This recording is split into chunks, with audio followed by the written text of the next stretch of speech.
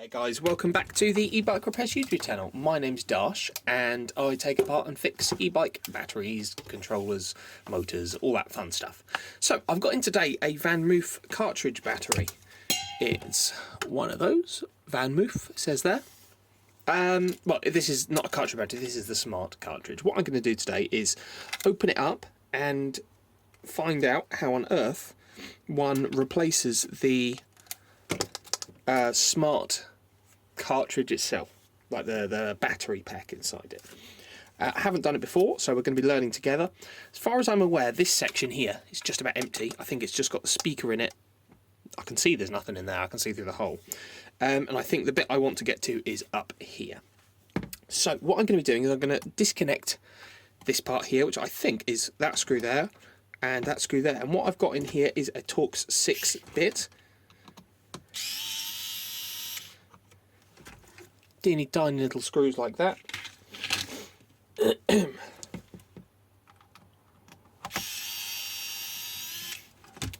assuming there'll be some cabling running through this. On this side, the top side, so the rounded side, there's a slightly longer screw there. This is on some pegs here. Might need to just pry it up slightly on that to release it. There it goes, and there is indeed some cabling in there. And this part here will push into that hole. So, I don't think I can disconnect that without pulling these wires all the way through. I don't want to do that. So, it looks as though we've got 1, 2, 3, 4, 5, 6, 7, 8 screws. These are like they hold stuff on top. And there's the charge port. There's our button. I think it's just 8 screws. Again, I'm using my T6 bit. I'm sure it's T6. Yep, T6. And surprisingly not awful AliExpress screwdriver. This one looks like that. So all these top ones look as though they're going to be identical screws. And they seem to be different on the lower side. The non rounded end.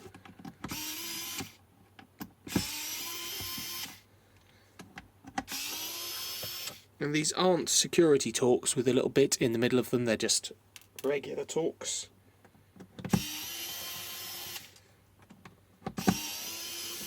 The reason I've got this one is a customer was meant to send his battery and ends up sending this instead of the battery, thinking it was the battery.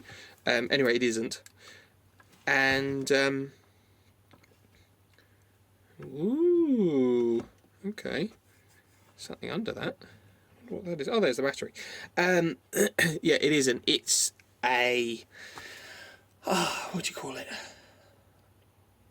The smart cartridge, not the battery. So in here we've got a waterproof seal that I don't really want to have to disturb too much because that looks like a massive pain to put back. I haven't. Good. Got a ribbon cable going up here, which looks fiddly and annoying to break, and that goes to, I think that must be the light that shows up the skull and all sorts. It's like an LED matrix here.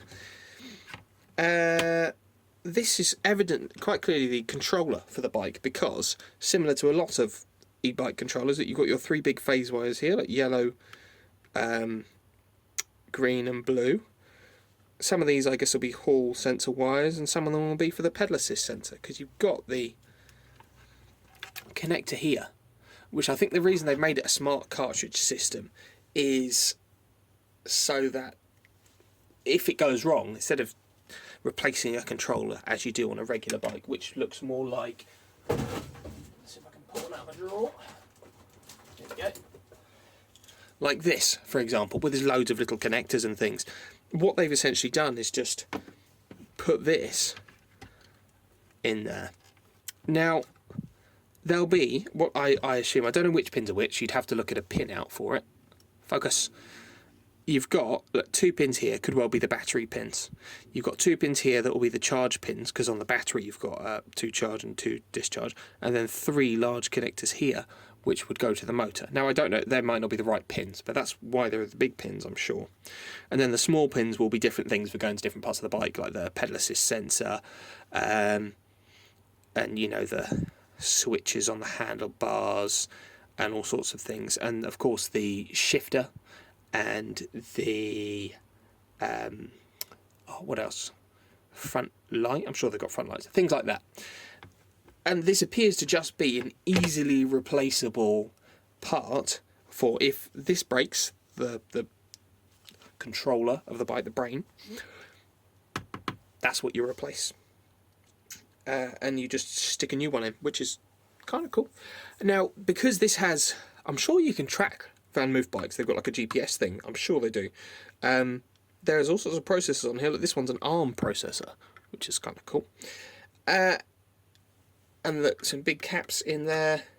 Standard sort of e-bike stuff. Now, I don't see any MOSFETs, unless they're on the underside of this board. Right now, I don't have a lot of interest in taking this board out. This is a perfectly working one, as far as we're aware. All I'm opening this up to do is check to see about the replacement of this battery here, in case it was, for some reason, not charged up like it should be. How do you come out? I'm assuming you're held in some fashion. It's a pouch cell. I can show you in there. There's the end of it. And I've looked online. There's a nice post someone's made about you can replace it with a Sennheiser headphone battery. I'll see if I can link the article in the description. Anyway, size-wise, that I'm pretty sure what we've got to work with. Oh, there you go. That just pops out of the clips on the side. Look at that. Fantastic bit of foam in there. There you go. Let's see if I can show you that up close.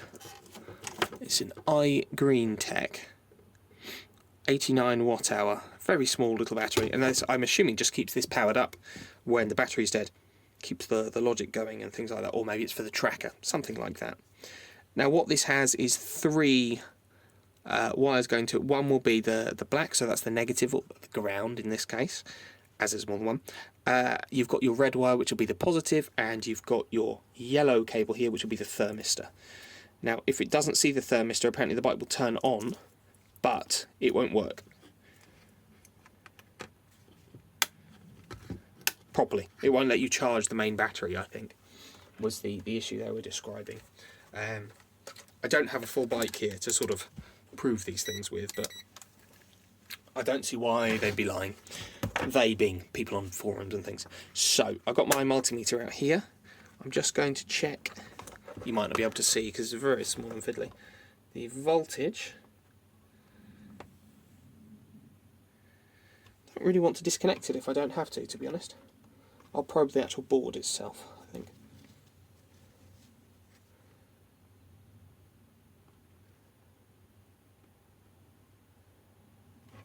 If I can. I might need to get my head quite a bit closer to this. I'm sort of standing at arm's length. I can zoom you in. There we go. So one of these on the ground.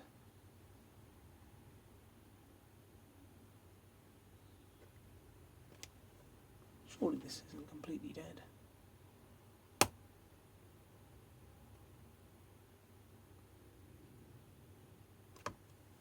I don't know if this is a completely dead battery. I'd imagine it probably isn't. Well,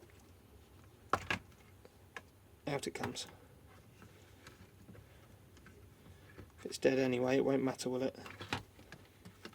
Just pop that there like that.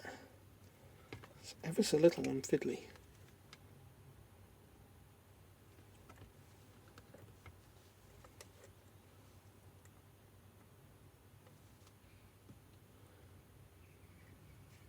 It does appear to be completely discharged. I'm getting 0.6 volts on this.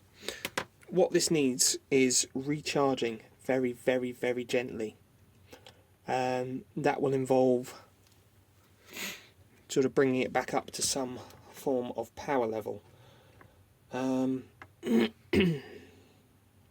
to hook something up. I'll cut back. I knew there was somewhere. I've got these. These are little...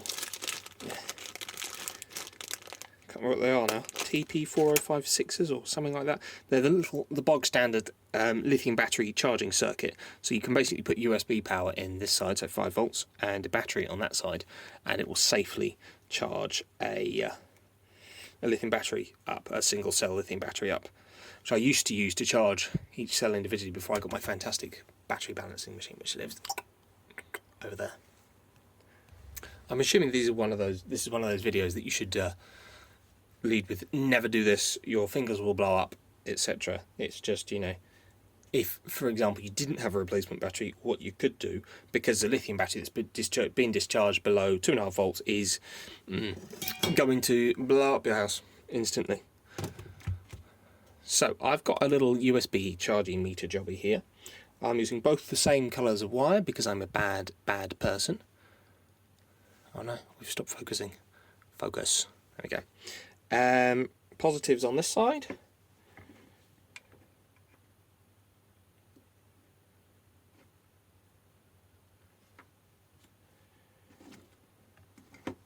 He says hopefully.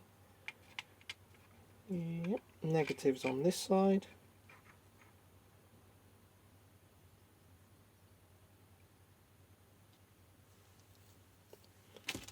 And don't know how well you can read that, but that's saying 4.9 volts.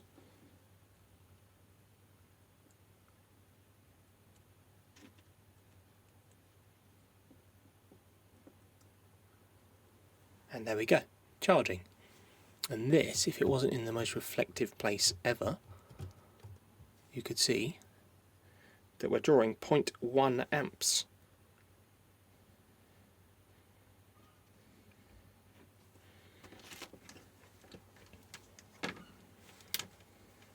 And if I measured across the output, you probably can't see the meter very well. So I'll just squeeze it into frame like that. I know it's not the right way out. Now it is. If I squeeze it into frame, we can see now that the battery is showing 2.9 volts.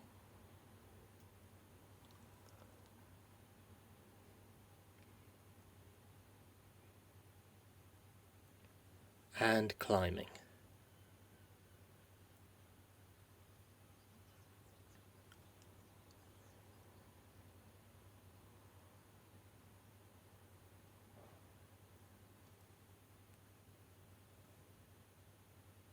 Oh, 3.5, there you go. This has kicked up to 1 amp now. It's detected it being above 3 volts. It's happy to pump an amp into it. An amp might be too fast for this little battery. I wouldn't say it's safe. Realistically, you want to charge it at 0.1 amps, but look, now it's 3.6 volts being pushed into it. It's probably too much power for that, realistically. For the purposes of proof of concept, showing that, you know, you could do this or replace the battery with the proper one, it's, you know, it's there at least.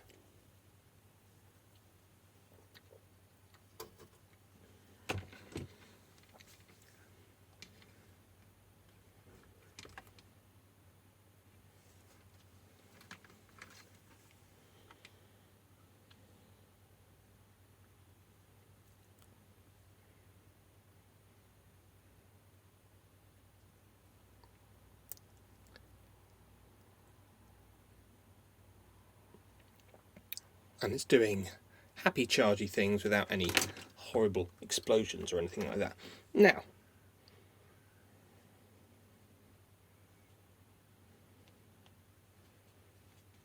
get that out of the way. If I pop this back on the board, now that it's no longer dead, it's that way round. No, it's this way round. So red goes over there.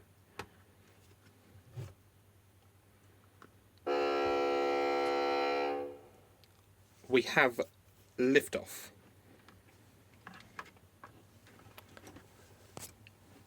Zoom you back out a bit. Ah, it made a noise. I did see a light. Where's the button? Where's the button? Button's up here. There you go. It's showing...